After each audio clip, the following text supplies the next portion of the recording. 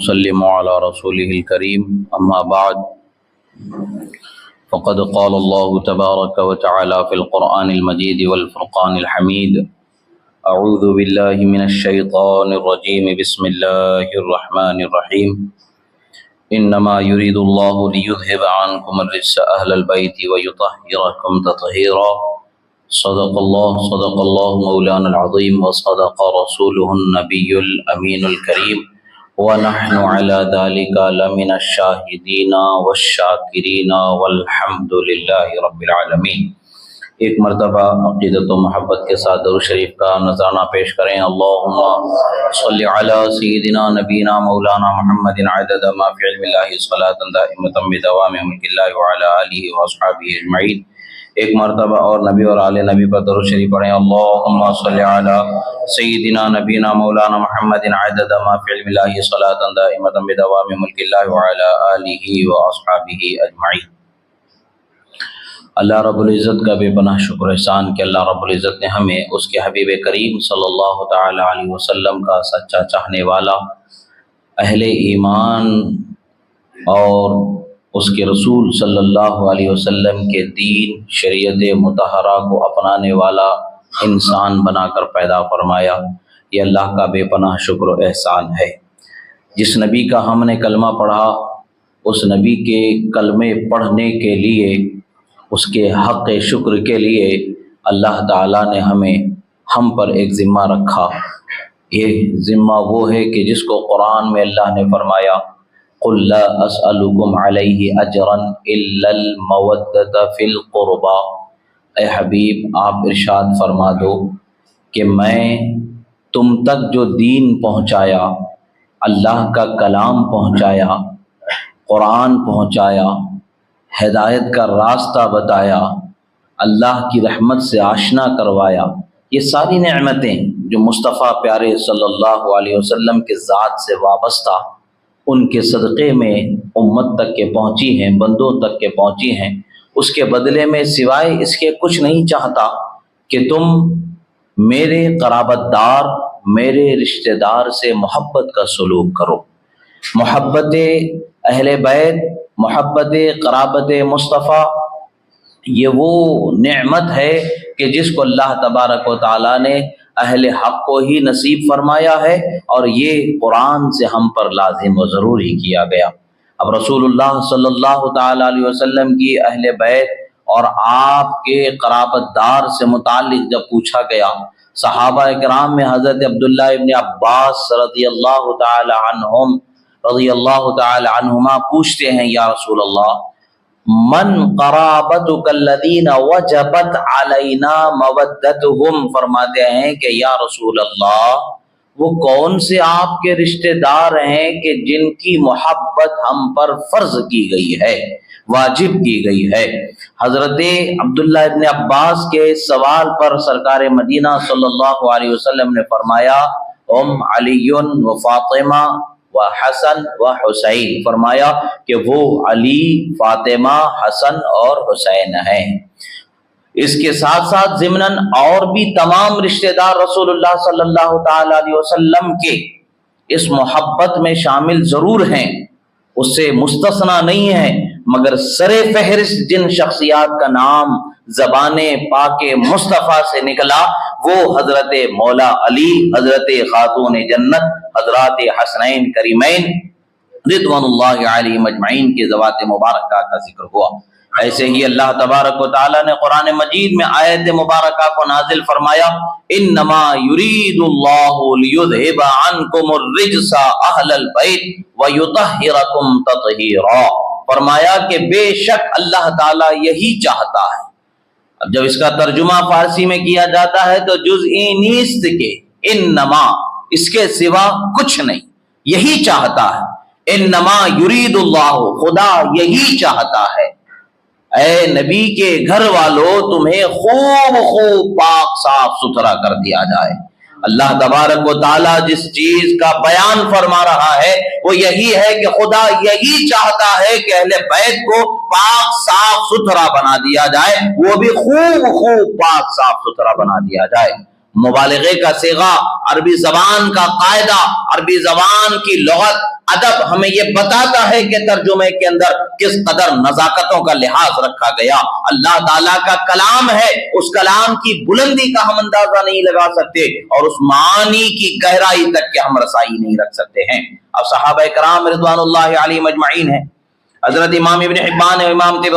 طبرانی رضی اللہ تعالی عنہما نے روایت فرمایا ہے، حضرت ابو سعید الخدری رضی اللہ تعالیٰ عنہ راوی فرماتے ہیں فی قولہ تعالی، حضرت اللہ پاک کے قول فرمان انما یرید اللہ کے ضمن میں آپ ارشاد فرماتے ہیں قال نزلت فی خمسۃ فی رسول اللہ وعلی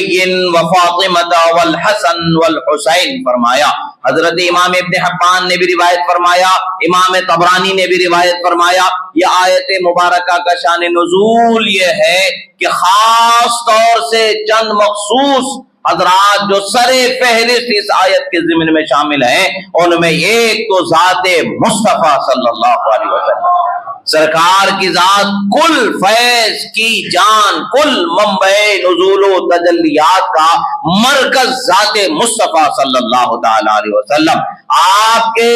وجہ سے، آپ کے صدقے سے، آپ کے توسل سے، آپ کی طبعیت میں اگر اس فیض سے اگر مالا مال ہیں تو پھر اس حدیث مبارکہ اور آیت مبارکہ کی روشنی میں جو صحابہ نے معنی بیان فرمایا، شان نزول جو بیان فرمایا، وہ یہ ہے کہ دوسری ہستی حضرت مولا علی ہیں جن کے حق میں یہ آیت مبارکہ نازل ہوئی، تیسری ہستی حضرت خاتون جنت فاطمہ زہرا سلام اللہ علیہا کی شخصیت ہے، پھر چوتھی شخصیت حضرت امام حسن مجتبی، پانچویں شخصیت حضرت امام حسین شہید کربلا رضی اللہ تعالی عنہم اجمعین کی ذوات مبارکہ ہیں۔ ان حضرات کے حق میں شان نزول اس آیت مبارکہ کا ہے کہ بالخصوص ان حضرات کے حق میں اللہ تعالیٰ نے آیت مبارکہ کو نازل فرمایا۔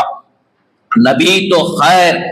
بہت اونچا مقام رکھتے ہیں، ہر عیب سے نبی کو پاک رکھا گیا ہے، ہر گندگی سے پاک رکھا ہی گیا ہے۔ نبی کے گھر والوں کو بھی اللہ تبارک و تعالی نے ان کے صدقے میں خوب پاک صاف ستھرا بنانے کا ارادہ ظاہر فرمایا، اور ایسا فرمایا انما کے ساتھ بیان فرمایا، اور علماء اس کا ترجمہ یہی کہتے ہیں جزئی نیست کے، یعنی اس کے سوا کچھ نہیں، خدا یہی چاہتا ہے۔ حضرت خاتون جنت رضی اللہ تعالی عنہ کا بھی مقام بلند و بالا ہے۔ رسول اللہ صلی اللہ تعالی علیہ وسلم سے روایت ہے کہ عن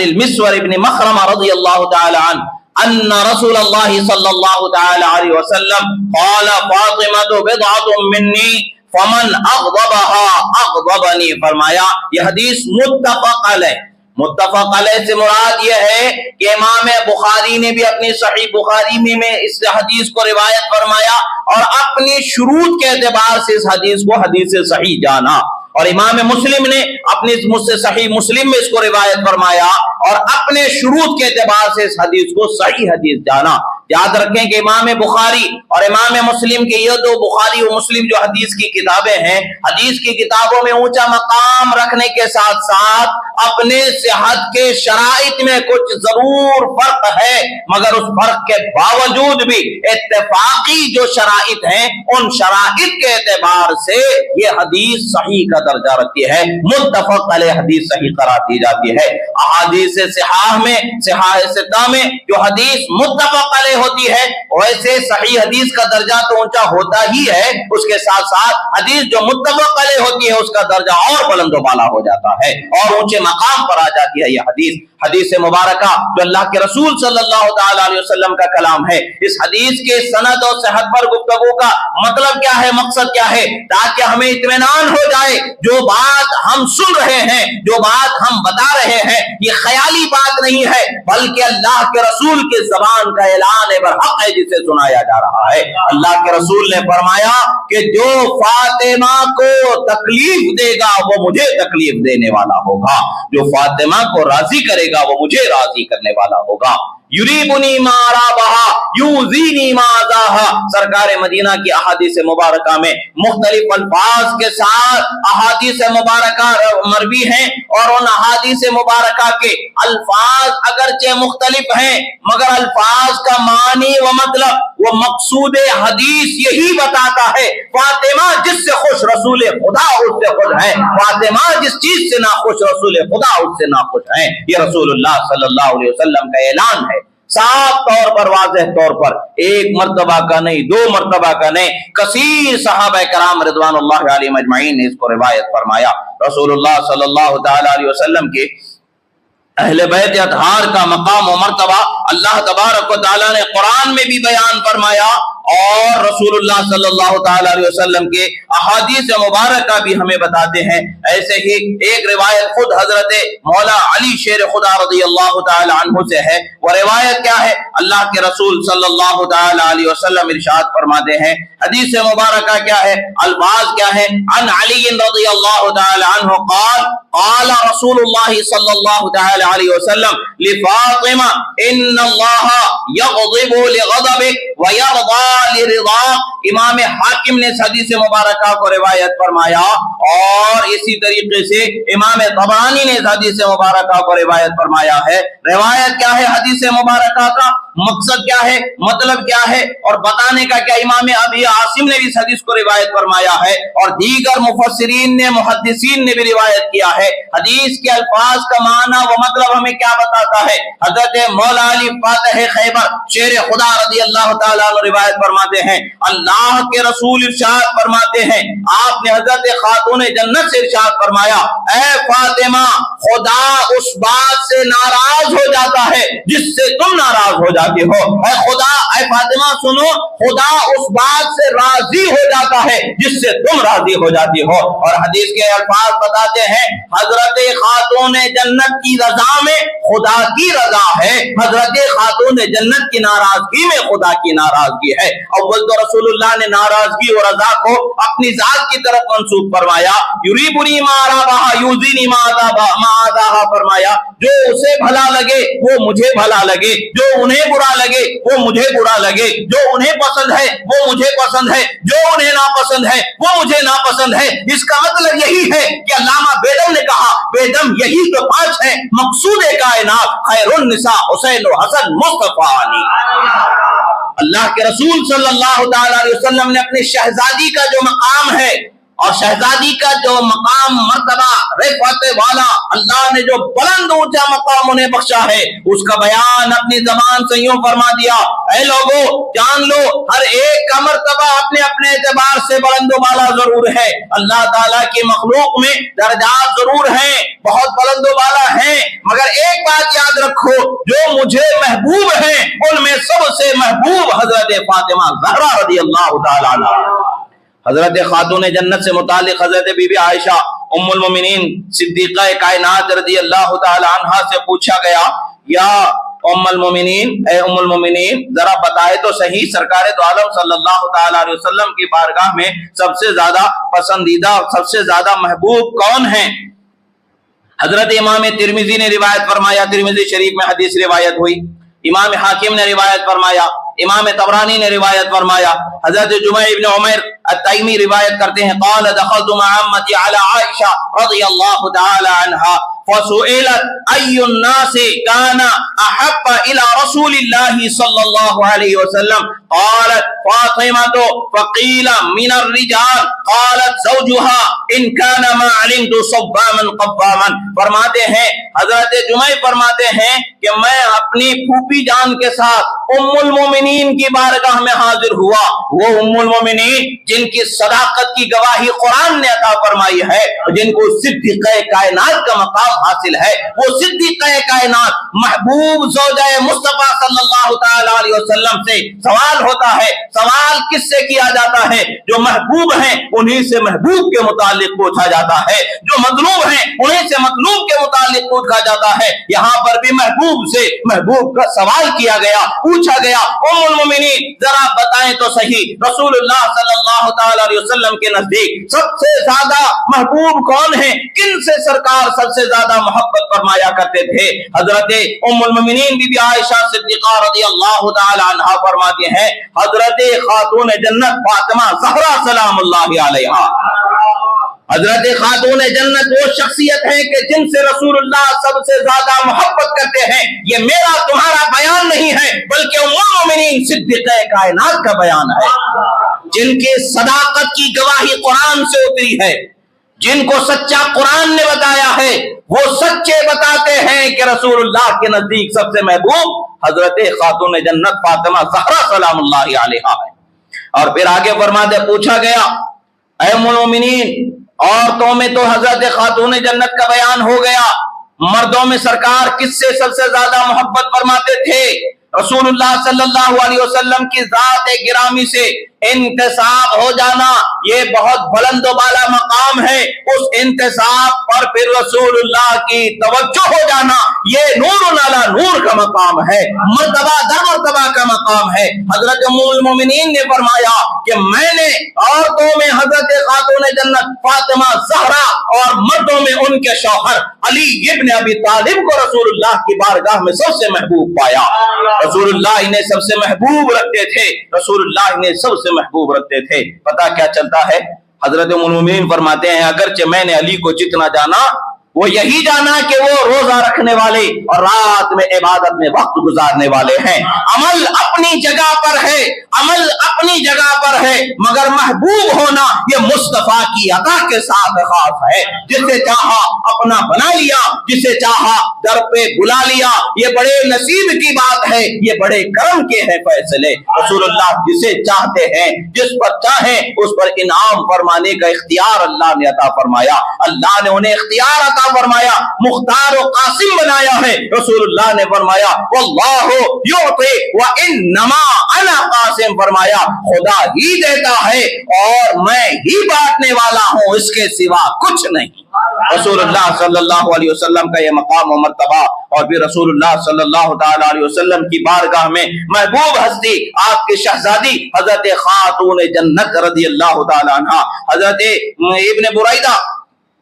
उनके वालिद से रिवायत करते हैं, फरमाते काला काना अहब्बन निसाई इला रसूलिल्लाहि फातिमा व मिन अर्रिजाल अलीयुन। इमाम तिर्मिज़ी ने भी इस हदीस मुबारका को रिवायत फरमाया, इमाम नसाई ने भी इस हदीस मुबारका को रिवायत फरमाया, इमाम हाकिम ने इस हदीस मुबारका को रिवायत फरमाया। ये उलमा, ये मुहद्दिसीन जिन हदीस की किताबों में इन चीजों को हदीस को जिक्र फरमाए हैं, नक़ल फरमाए हैं, ये हदीस की वो किताबें हैं जो पूरी दुनिया के तमाम मकातिब फिक्र इन हदीस की किताबों पर एतबार करते हैं, एतमाद करते हैं। बिलखुसूस उम्मते मुस्तफा में, उम्मते मोहम्मदिया में सहाह सित्ता का जो मर्तबा बुलंद वाला है, वो और किताबों को अल्लाह की किताब के बाद अगर सहाह सित्ता का जो मर्तबा है वो कोई और किताब को हासिल नहीं है, दूसरी किताबों को हासिल नहीं है। तिर्मिज़ी सहाह सित्ता की किताब है, नसाई सहाह सित्ता की किताब है, और इमाम हाकिम तो खैर सहाह सित्ता में उनकी किताब नहीं है, मगर वो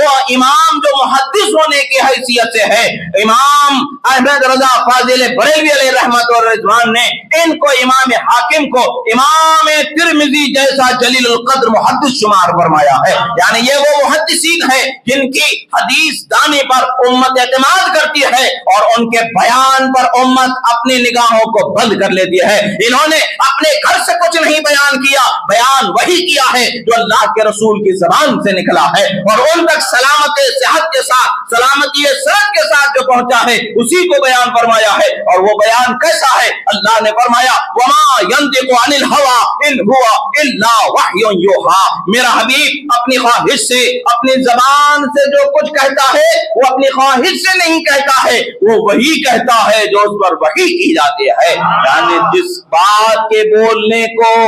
अल्लाह की तरफ से इज़्नो इजाजत हो जाए वही बात मुस्तफा की जबान से बाहर आ सकती है, उसके सिवा कुछ नहीं है। रसूलुल्लाह सल्लल्लाहु ताला अलैहि वसल्लम की शान और अज़मत तो अपनी जगह पर है, आपकी शहजादी को अल्लाह तबारक व तआला ने इस कदर मकाम अता फरमाया, इस कदर मकाम अता फरमाया है कि जिसका अंदाजा नहीं लगाया जा सकता। हाँ अल्हम्दुलिल्लाह हम अहले सुन्नत हैं, रसूलुल्लाह के अहले बैत का भी अदब व एहतराम करते हैं और रसूलुल्लाह के असहाब का भी अदब व एहतराम करते हैं। जिसका जिस तरीके से मकाम व मर्तबा है, जिसका जिस दर्जे का, जिसका जो हक है वो हक अपनी जगह पर मुसल्लम है, वो सब अपनी जगह पर हकीकत है, आफताब की तरह रोशन यह हकीकत है। मगर साथ ही साथ ये बात भी बरमला बयान होती है कि अहले बैत अतहार से मोहब्बत का ये अनोखा अंदाज जो होता है ये इंसान के ख्वाहिश بخشش پر ملنے والا نہیں ہے، یہ خدا کی طرف سے ملنے والا تحفہ ہے جو عطا فرمایا جاتا ہے۔ اللہ کے رسول صلی اللہ علیہ وسلم نے ارشاد فرمایا، میرے اہل بیت کے ساتھ محبت کرنا یہ ایمان والوں کی علامت ہے، اور میرے اہل بیت کے ساتھ عداوت و نفرت کرنا یہ منافقوں میں سے منافق کی یا پھر وہ جو ناپاکی کا ٹھہرا ہوا نطفہ ہے، یا پھر وہ جو حرام سے جس کا دنیا میں آنا ہوا، ایسے نطفے یا ایسے شخصیت سے ہی بغض و عداوت ہو سکتی ہے۔ اور جو صحیح النسب ہوتا ہے، جو حلال کا ہوتا ہے، اس پر اللہ تعالیٰ کا یہ انعام ہوتا ہے کہ فطرت سے وہ اہل بیت سے محبت کرنے والا بندہ ہوتا ہے۔ حضرت ابو ایوب انصاری رضی اللہ تعالیٰ عنہ سے روایت ہے، آپ فرماتے ہیں، آپ کا تاریخ بغداد میں اس حدیث کو روایت کیا گیا ہے، حضرت ابو اور دوسری جگہوں پر بھی حدیث ہے، حضرت ابو ایوب انصاری رضی اللہ تعالیٰ عنہ فرماتے ہیں، ہم انصار صحابہ اپنے بچوں کو اپنے کاندھوں پر لے کر کے علی کے راستے پہ کھڑے ہو جاتے، اگر ہمارا بچہ علی کے چہرے کو دیکھ کے خوش ہو جاتا کلیجے سے لگا کے گھر لے آتے، اگر چہرہ بگڑ جاتا زمین پر پھینک کے پلٹ آ جاتے۔ حضرات صحابہ کرام کا یہ حال ہے،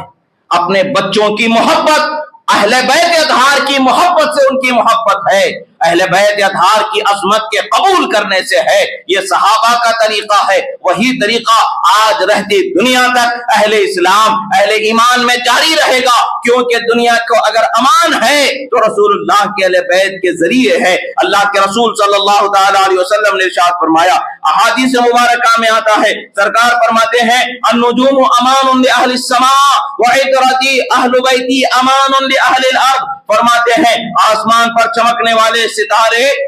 آسمان والوں کے لیے امان ہیں، اور زمین پر میری اہل بیت جو مہ پارے ہیں زمین والوں کے لیے امان ہے۔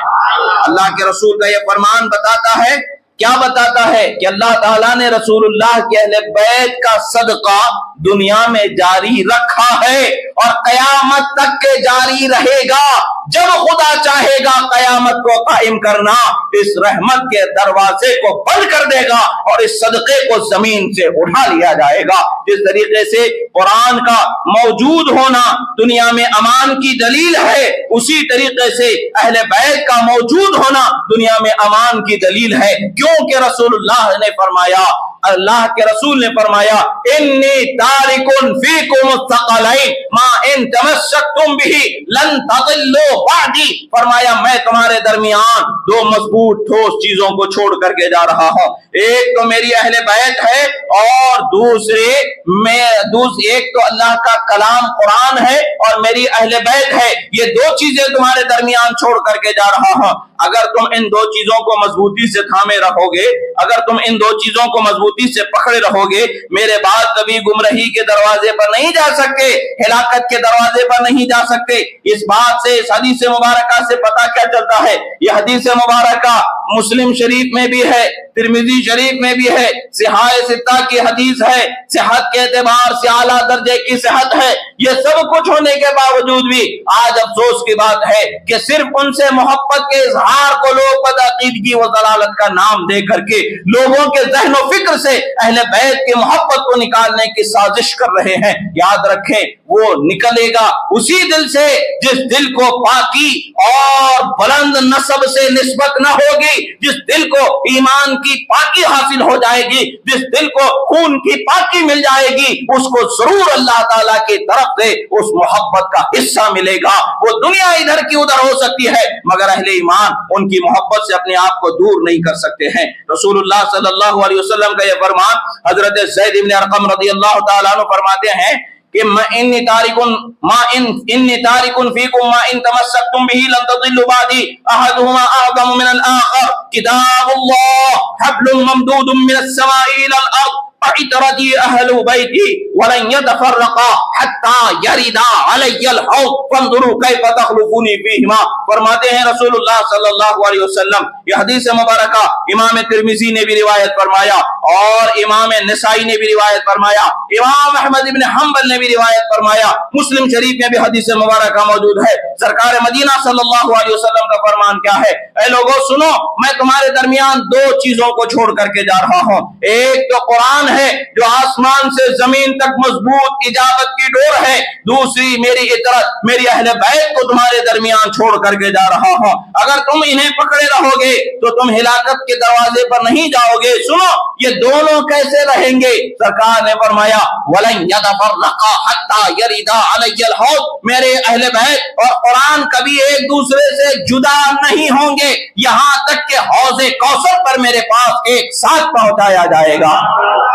اب سرکار فرماتے فانظروا کیف تخلفونی فیما، تم جانو کہ تم کیسے ان سے محبت کرتے ہو، کیسے ان سے اپنے مضبوطی کو، ان کے دامن کو تم کیسے تھامے رہتے ہو، یہ تمہارا معاملہ ہے۔ آج الحمدللہ ہم اسی قول پر رسول اللہ کے عمل کرتے ہوئے اہل بیت اطہار سے اپنی عقیدت و محبت کو لگائے ہیں، اور اللہ کی رحمت سے ہم امید کرتے ہیں کہ یقیناً اللہ تبارک و تعالی اس محبت کا صلہ اور اس کا ہمیں بدلہ ضرور عطا فرمائے گا۔ حدیث مبارکہ ہے، امام مسند الفردوس میں حدیث مبارکہ روایت کی گئی ہے، حضرت علی رضی اللہ تعالیٰ عنہ ارشاد فرماتے ہیں کہ اللہ کے رسول صلی اللہ علیہ وسلم نے فرمایا اے علی، اللہ تعالیٰ نے تمہیں تمہاری آل اولاد پوری ذریت کو معاف فرما دیا ہے، بخش دیا ہے، اور تمہیں چاہنے والوں کو تم سے محبت کرنے والوں کو بخش دیا ہے، اور تم سے محبت کرنے والوں سے محبت کرنے والوں کو بخشش کا ملتا ہے۔ رسول اللہ صلی اللہ علیہ وسلم کی اتنی نعمتیں ہمیں ملی ہیں،